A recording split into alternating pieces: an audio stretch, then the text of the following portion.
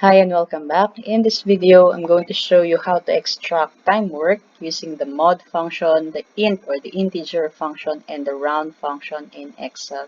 So the example here is the time series from 6 a.m. to 6 a.m. of the next day. So it's a 24-hour operation with start time, end time. And this is the thing that we wanted to get the number of works within this time period. So it's basically as simple as the end time minus the start time, right?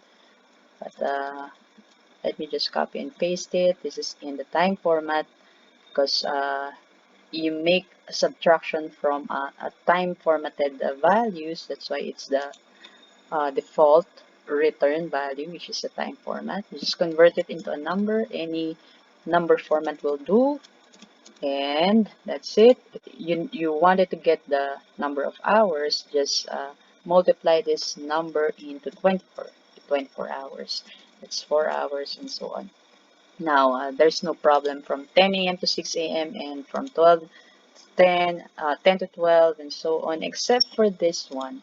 As you can see, this is a negative value. If you just applied a simple subtraction for that, it's negative. So this is not the proper way to get that if you are working on this.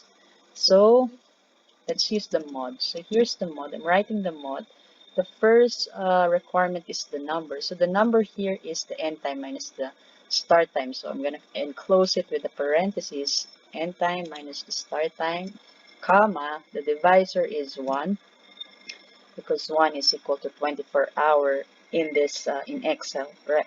Like you convert hours into number, 1 is equivalent to 24. That's it. Close it. And here, again, in a time format, let's copy and paste it. And then convert that into a number. Any number will do. Copy and paste it here. And of course, again, if you want to get the number of hours, just multiply the number by 24. And that's it. That's the first solution for that. And it has 24, that's 1, that's it. That's correct now, it's not negative. So what mod actually did here is, I get some help from Excel here. So there is a description for the mod. It returns the remainder after number is divided by divisor. The result has the same sign as divisor. So I'm gonna interpret this description here. For example, for the mod, we have number of apples, which is 5. And then we're going to put that apple in a crate with a capacity of, see, a capacity of 1 crate like 4. Then if we use the mod, it needs a number, which is the number of apples. The divisor is 4. And here is the remainder. That's what the mod is describing here. And that is okay. That's correct. If the capacity is 5, there is no remainder. That is 0. But it's not applicable. The description doesn't fit very well when mod is being used in a time series or time format because, as you can see, there is no remainder on every time here, but it returns a value. It's different because mod here in Excel is actually working on mod 12, which is working on a clock, which stops at 12 and then goes back again into 1. I actually need a table on it, how Excel or the mod function do its operation in a simplified manner. So I have 1 to 24 here, which is the 24 hours. And it's basically that the time here and the format is basically 1 divided 24, and that's the number. So you can see here, the first thing here is 6 to 10 a.m., right? What the mod did is just deduct this value here, 10 a.m. minus 3 a.m., right? No, 10 a.m. minus 6 a.m. Right? It's the number here, here, here. Okay, 12 to 10. Let's see again. This is 12 minus 10, same number. So that's what the mod did here. And let's see this extraordinary example here. Y 0.2083.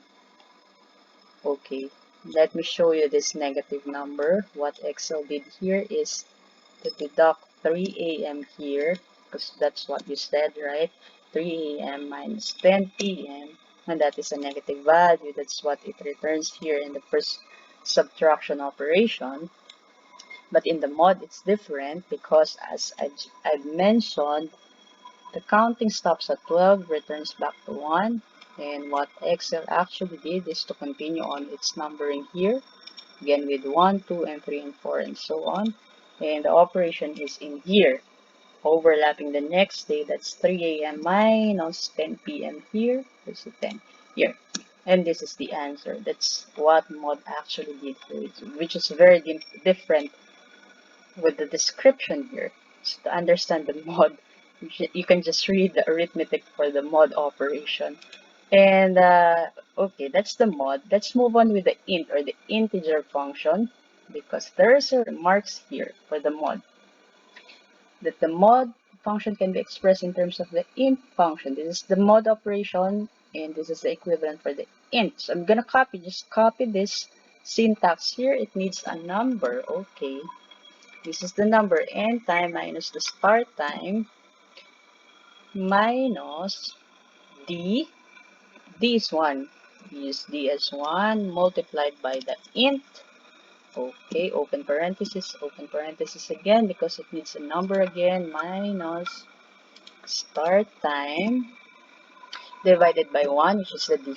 And close it. Of course, if you want the number of hours times 24. But I'm going to stop here. It's the number, the answer in number format, right? This is the same as this number because it's the same, actually the same mod and int here.